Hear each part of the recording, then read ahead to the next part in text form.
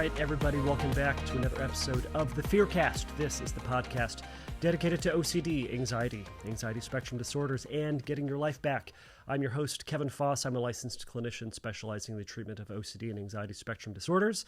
Thank you all for joining me today. For those of you who are new, this is a question and answer-based podcast where you get to send me, the therapist, as you, the listener, get to send me, the therapist, questions about OCD, anxiety spectrum disorders, how to get better, what you can do, what exposures are, how to deal with this particular subtype, all those things.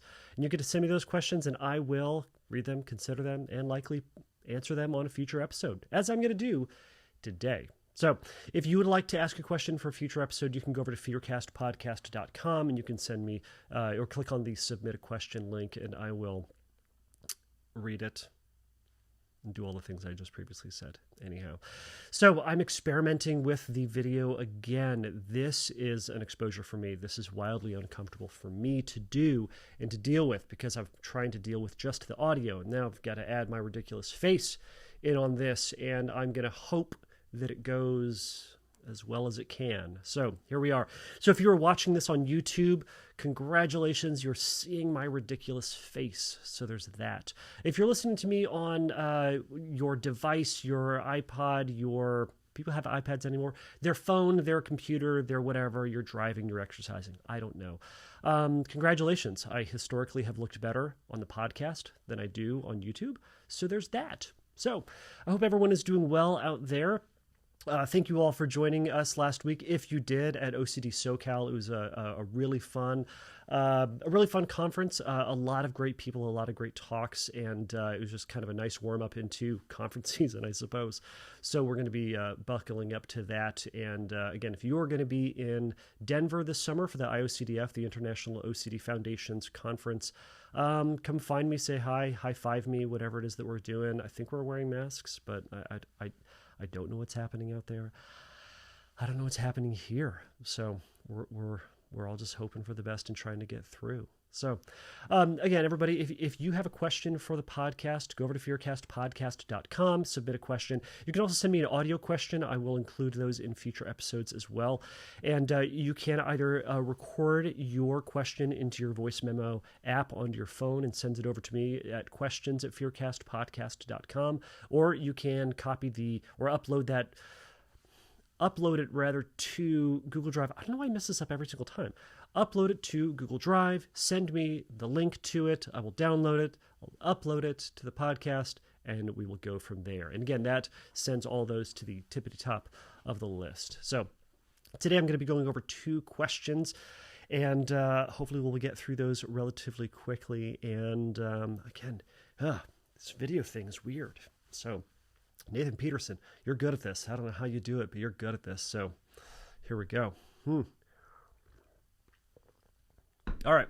So the first question comes from April. April says, how do you help clients deal with rumination, and does medication lessen the severity of rumination? So April, fantastic question. Simple, to the point. I like it. So I'll into the second part first. Does medication lessen the severity of rumination? So it's going to depend. It's going to depend on you.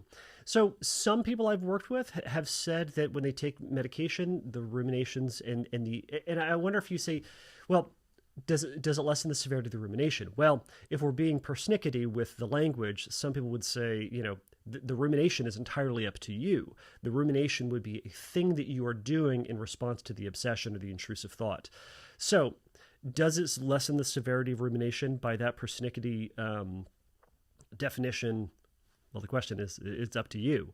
But I think what you're saying is, does it lessen the severity of the obsession or the intrusive thought or the discomfort associated with it? So some people have said that medication does help tamp down the presence of intrusive thoughts, the frequency and the intensity of the feeling related to them. Other people, they don't comment on the severity of the prevalence of the obsession or the amount of obsessions, but they do talk about how when they are there, they're less intense. They feel less uncomfortable. They are easier to face or to shift away from or to deal with in whatever way that you are going to hopefully reasonably do. So medication can help certainly in that sense. So your other question, the first part of it, is how do you help clients deal with rumination? So, oh boy, oddly enough, this was the topic of a talk that we gave at this past week's, or I suppose 2 weekends ago, the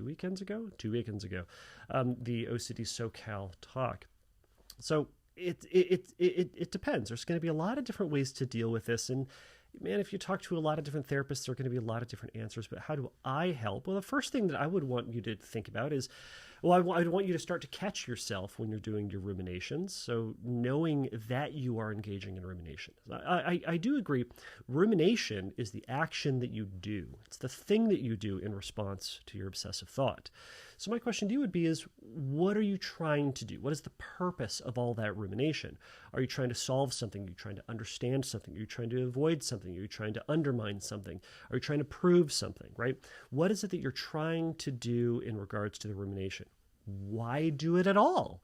That would be one of those first questions to consider, because you are ultimately doing that for a reason. You're doing it for a purpose. You're trying to do something with that thought. I don't know what that thing is that you're trying to do is, but the goal would be ultimately to be doing less, and to be doing less by being more of your authentic self. So within OCD, people do things that they don't care about in order to hopefully feel better, but they do things they don't care about and sacrifice things they do care about. So what we're trying to do is to flip that.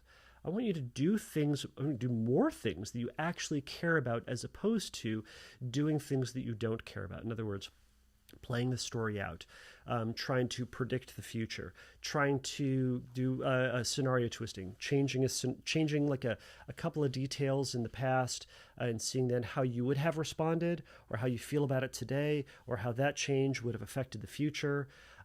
Or some other ruminations we can do is sometimes we're going over like a mantra in our head. Sometimes we're counting. These are kind of more mental obsessions. So a lot of things that people will do. So how do I help them deal with rumination? Number one, build your awareness that you're doing it. Two, make a resolution that type of thought process is going to be unhelpful. Call it out, own it. It's an unhelpful process. We have this kind of justification in our head too sometimes, or folks with OCD will have this justification. I'm doing this so that I'm doing this for this reason, and they hope that it's going to work. So what we want to try to do then is to acknowledge, historically speaking, ruminations have been unhelpful, and for you, April, it's going to be unhelpful. So instead, one of the ways that I find best, one of the most effective ways, is once you catch yourself, redirecting back to your life, redirecting back to the stuff that you actually do care about. What is it that you actually want to be accomplishing? One way to do that is when you catch yourself in that thought, is you can do something called, I'm going to blank on the name of it. Why do I do this to myself?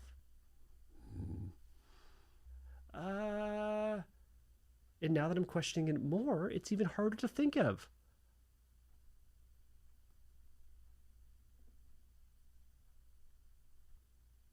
Oh, that's no good. Where is it? Oh yeah, there it is. Non-engagement responses. I don't know why that took me so long. So non-engagement responses is one of the things that you can do. What that looks like is, and I know it sounds like a bit of a paradox. I suppose it is. But what it is you're trying to acknowledge the thought. So you do acknowledge that it's there, but it's non-engagement. I know you're already engaging it, acknowledging it. I get all that. The point is you're not engaging in the rumination, right? There's only so much we can do with language. So you acknowledge the thought, and then you put a period at the end of the sentence. You just simply acknowledge that it's there. So you can do a couple of different things with it. One, you can acknowledge what the feared outcome would be. Oh my gosh, wouldn't it be terrible if I did kill my cousin? Like, yeah, it would be terrible, right? So that's one thing you can do. Just acknowledge the potential outcome. Wouldn't it be terrible if this happened? Oh my gosh, I would hate it if that were to happen. Yes, it would be terrible, and you would hate it, period. But we don't need to do anything about it either. Wouldn't it be awkward if aliens came down and inhabited Earth? Yeah. But what am I going to gain from then engaging that thought? Unless I like it, but I'm willing to bet you don't like your compulsions. So to the aliens, yeah, it would be awkward, but I'm not going to think about it. Wouldn't it be terrible if I ran over a dog? Yes, it would. I think you guys get the idea. All right, so the other thing you can do is you can acknowledge the feeling. I feel so uncomfortable. Oh, my heart is pounding. Oh, the stomach drops is so uncomfortable. Oh my gosh, my body is so tense. Yes, all of that is also true. You can acknowledge all of that as a fact of this very moment, but not something you actually have to do anything about other than keep living your life. You've been you a long time. You've ridden this wave of anxiety a lot. Continuing to engage with the unhelpful behaviors ain't going to get you out of that hole any faster, right? I mentioned the hole. It's like, digging yourself in the hole, right? You know what's going to get me out? Digging faster. No, it's not. Laying that shovel down at the ground and not engaging with it other than going, I'm in a hole and this sucks, right? Your brain is going to give you another shovel and saying, keep digging. What about this thought now? And maybe you go, oh, I should dig. That's what I should do. You're right. We just start digging. But you're over that, right? So you're going to drop that shovel. And it's going to give you another one. You're going to drop that shovel. And you keep dropping shovels. And you know what you do? You climb out of the hole on a pile of shovels. All right. Things got weird with that. Point is, you can acknowledge the feeling, right? Acknowledge what the outcome potentially be. And acknowledge also a non-engagement response can be acknowledging what you want to do. Acknowledge the urge. Oh my gosh, I want to check. I want to wash. I want to ask. I want to read. I want to Google, right? I want to avoid. Oh, I want to pray. All those things are things, yes, you do want to do, but you can acknowledge that you want to do it while you also shift to do the things that you want to do. You shift to do the things that is more meaningful to you and more desired to you. So what it's doing is, again, it's acknowledging the thought, acknowledging the experience of it, but not simply, you acknowledge it and then you redirect back to your life, the stuff that you want to be doing. Having the conversation with your friend, being present while watching a movie with your spouse, hanging out with your kids, being in class and trying to learn, hanging out with your study group, right? Simply just trying to go to sleep. All of that, we're trying to help you be more present with yourself. So that's just that. I suppose that's just one of the ways, and further things you can do is just to build more mindfulness skills, right? Just accepting and acknowledging the thoughts are there. This idea of a house with open windows. It's that, if you have a house and you have open windows, the wind might blow in some dirt, some leaves, some birds, I don't know, stuff, right?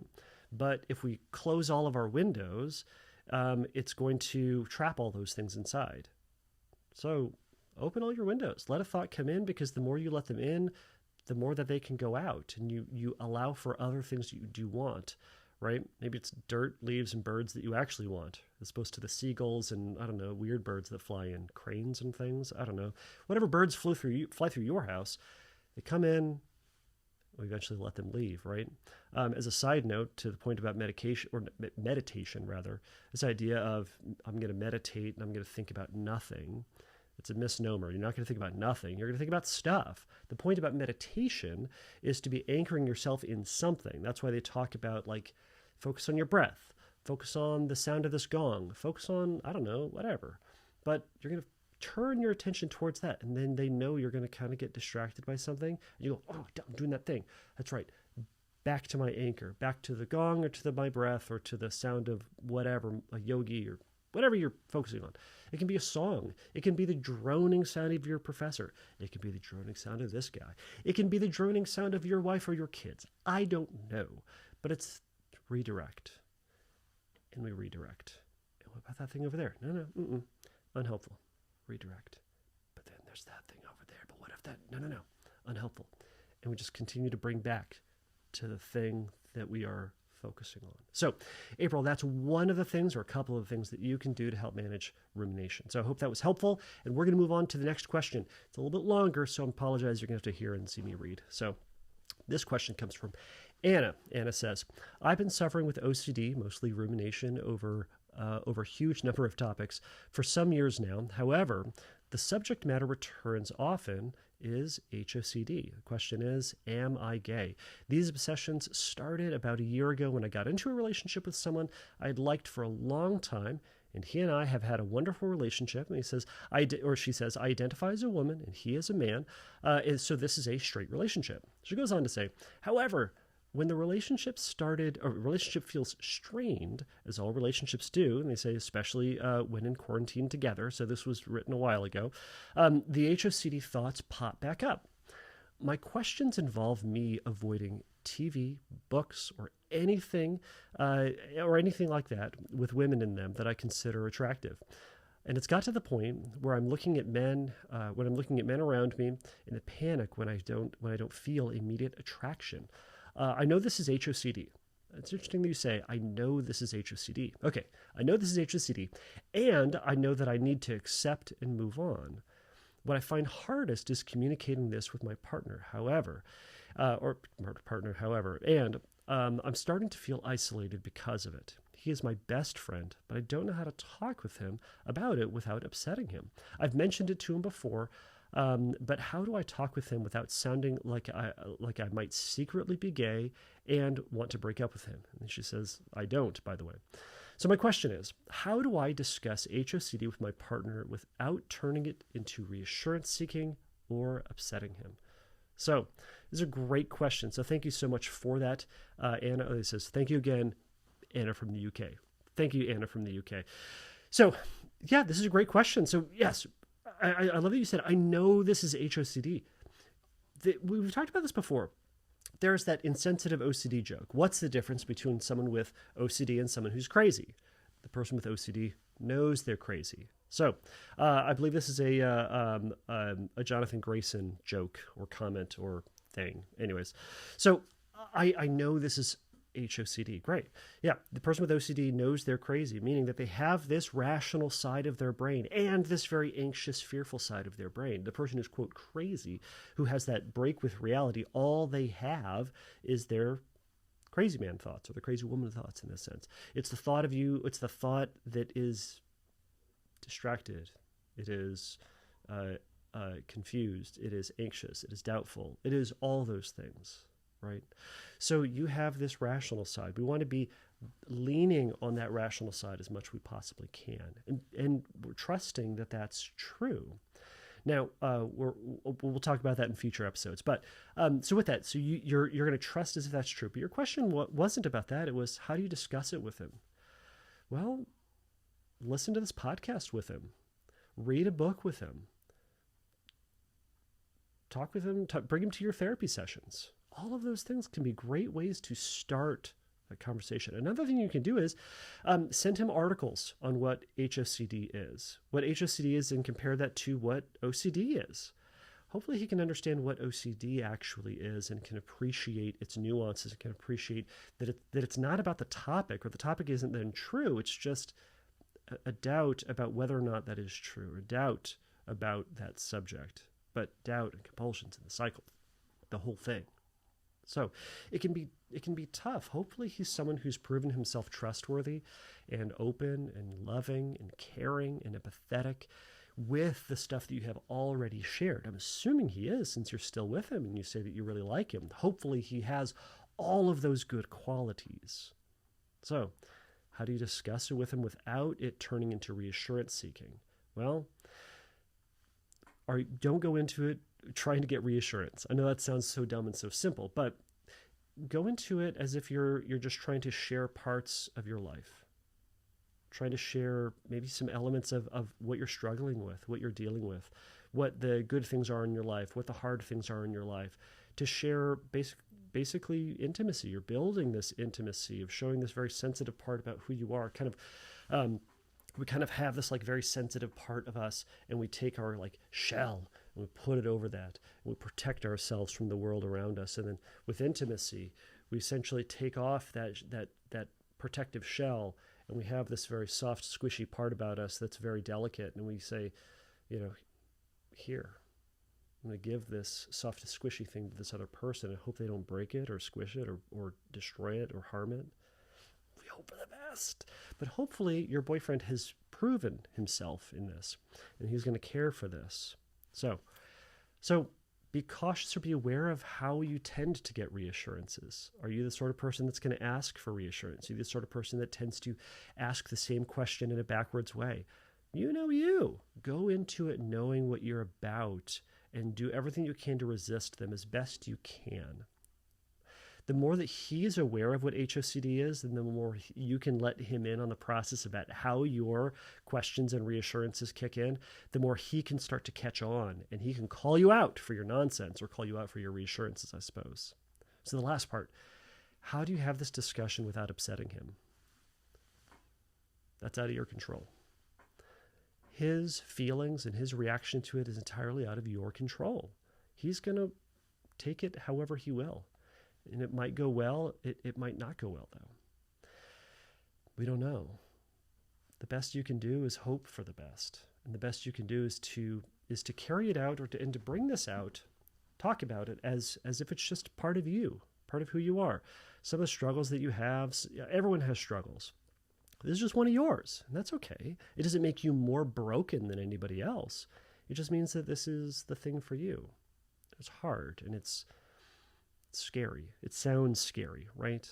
But again, it sounds scary because you're on your end of it, because you're hearing your anxieties and you're buying into the propaganda machine that is OCD. Instead, when we back away from it and we see it as just anxiety, and it could be, it's OCD about this question that you've already said, I know this is HOCD. Great. So let's treat it like it's HOCD, meaning that it's not real. It's not true. The content of it is not true about you. But we have to trust that and trust that what you have said is true. And the more that you act in trust, the more you act as if it's HOCD and not whatever it is that you're afraid of, the content of it, the more you start to buy into it and it starts to become more real to you. So, and your amygdala starts to be tamped down a little bit. So, and I hope all of that was helpful. Again, I think it might be really helpful just to be open with him, take him to a therapy session. And I mean, I'm serious. Listen to this podcast with him or email it to him. Say, hey, I want you to listen to this and then I want to chat about it. And then chat about it later that day. What questions do you have? What was weird about it? What was interesting about it? What similarities did you see to me? Or, it might be, for someone out there who hasn't ever talked to their boyfriend or your girlfriend or their partner about this, you might be the first time of like, hey, I want you to listen to this. And they're going to go, what am I listening to? And you're like, surprise, right? It might just be you sharing this and saying, I didn't know how to say it, but, I'm going to have you listen to this ridiculous podcaster and hope it resonates. So let's talk about that. So you give them the opportunity to then ask questions or to be caring and loving and empathetic and all of that. So, Anna, I hope that was helpful. I appreciate your question. I know it was a while since you sent this question in, so if you do get this and you'd like to give us some feedback about what happened, go over to fearcastpodcast.com and shoot me a message over there, and that would be fantastic. I'm sure everybody who's listening to this would love to hear it. So anyhow, everybody, thank you so much for watching. If you're seeing this on YouTube, thank you so much for listening. I will at some point become more of a professional about this and make it sound and look and flow a little bit better. So if anybody, I'm going to open myself up to crazy feedback. I don't know why I'm doing this myself. If you are watching this on YouTube, write down in the comments section below how'd it go, what I can do better, what I could, if I suck, tell me I suck. Fine with that. But if it was fine, things that worked well, things that could be better, let me know. Anyways, everybody, if you have any feedback to this, or if you would like to offer any other feedback to April or Anna about what they are going through, you can submit questions below in the comments section if you're on YouTube, or go over to fearcastpodcast.com and message me over there. You can also go over to Instagram and find me over there. You can send me a message, or you can comment directly on the episode page here. But again, for questions, go to fearcastpodcast.com. So, everybody, please remember that Fearcast is not a substitute for psychotherapy. If you have questions about therapy and would like to get a little bit more help in your progress and process, you can go to fearcastpodcast.com, click on the Find Help link, and you can see some resources and some stuff there for you. So, anyways, everybody, until next time, take a risk, challenge yourself, and don't take your brain too seriously.